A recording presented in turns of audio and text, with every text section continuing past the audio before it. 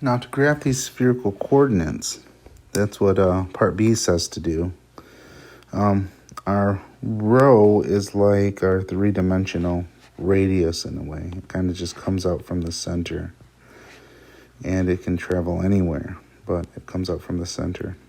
So I generally keep it positive.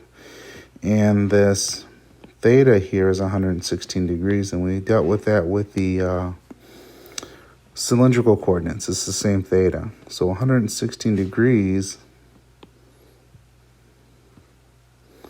would put us, remember we start from the positive x, and we go around 116 degrees. That's past 90 degrees.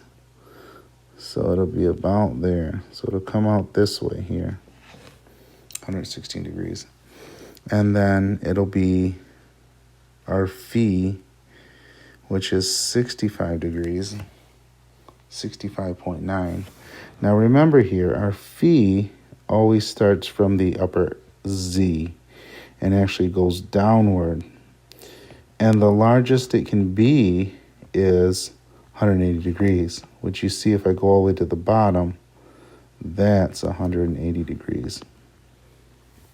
Okay, so this one is actually going to go down 65.9 degrees. So I start from the upper Z and I go down 65 degrees, which is about there. And then I go out square root of 6. Now the square root of 6 is approximately 2.45. So that means I'm going to come out from here 2.45. So there's 1, there's 2, there's 3. So it's going to be about almost halfway from there. So that's going to be my point. So again, I sweep it over. Okay, and then I start at the upper Z. I move downward from that upper Z, 65.9 degrees. So it puts me here.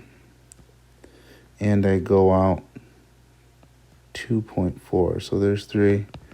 There's where my point's going to be at. So that's my first spherical coordinate, and I'll call that point A. Now for point B, that'll be a little easier to graph because the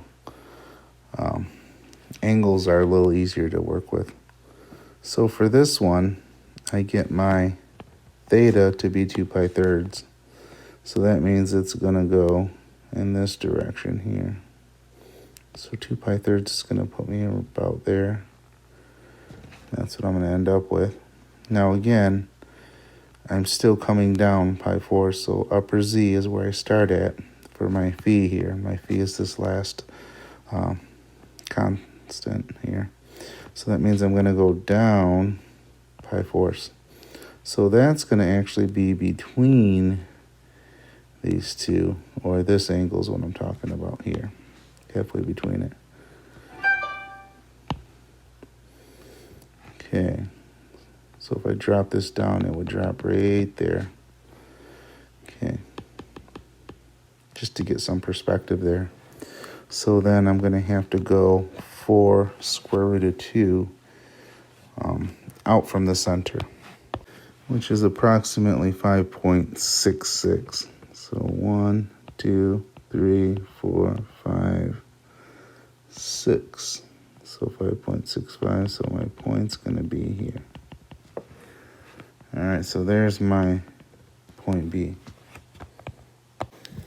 So now let's do point C here. So with point C, we have pi halves. Oops, let me get this other line out of the way first. So I'm going to go pi halves for theta, which is going to take me to here. And then my Z, well, my phi here drops down. So that's going to drop down pi halves. It's going to put me right here in the positive y. Excuse me.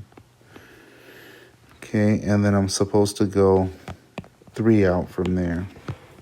So 1, 2, 3. So here's my point for this one. I'll just talk about it again. So I come out pi halves in the x. I come down pi halves on the y. And that's what my phi is. This is my phi. And then I go out 3. 1, 2, 3. And that puts me right there. So that's my third point, right on the positive y-axis at 0, 3, 0. That's what we see here. All right, so there's our plotting of these spherical coordinates. And just remember that when I'm dealing with my phi comes down from the positive z. That's my phi. My theta's here. And then my rho actually just comes out from the center in the direction of rho and phi. So there it is.